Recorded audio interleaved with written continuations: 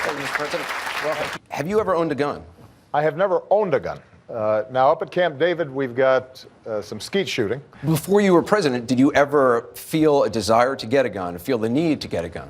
You know, I grew up mostly in Hawaii, and other than hunting for wild pig, which they do once in a while, there's not the popularity of hunting and sportsmanship with guns as much as there are in other parts of the country. Right. People occupy different realities. There are a whole bunch of law-abiding citizens who have grown up hunting with their dad or going to the shooting range and are responsible gun owners.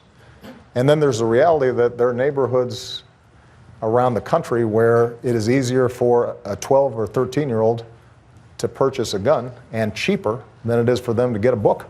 For the gun owners who are in attendance here, my suspicion is that you all had to go through a background check.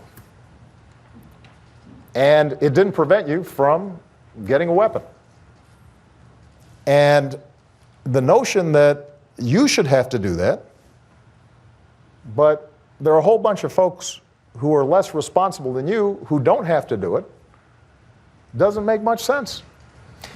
The gun debate gets wrapped up in broader debates about whether the federal government is oppressive, and there are conspiracy theories floating around the internet these days all the time.